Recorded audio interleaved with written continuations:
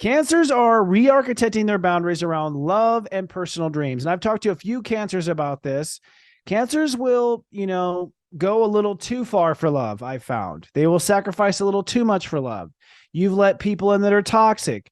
You have gone back and hooked back up with your ex. You have crossed the lines when it comes to love and haven't preserved your heart. So your boundary structure is protecting your heart, protecting your dreams, protecting, holding space for the one that you deserve, and not letting anyone that's below that level come into the equation. So it's kind of time for cancers to become purified in a way. I'm thinking actually of Vesta, but ultimately it's time to ultimately light an eternal flame for your personal dreams and cut out anything that's not completely aligned with your heart.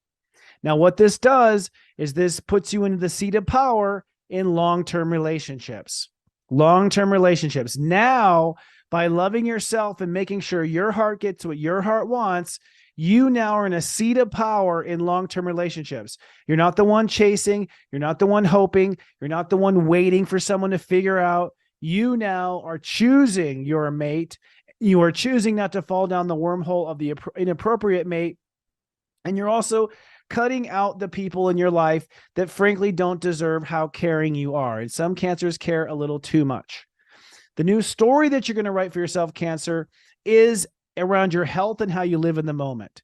Do you live in the moment joyfully in your heart? Do you live in your emotions? Do you live in stress? Do you live in a diseased body?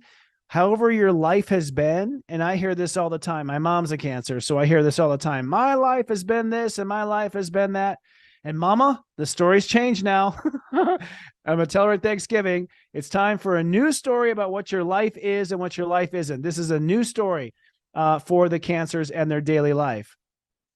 Now, this at the same time must be squared off with a new spiritual story about believing in yourself.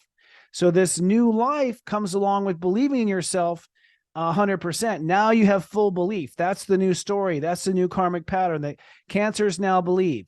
I think that because Cancers got, caught up in dysfunctional relationships, they started to question themselves. They started to question their life. They started to question themselves.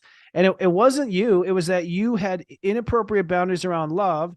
You weren't in your seat of power in relationships. And so you started to think you were the problem.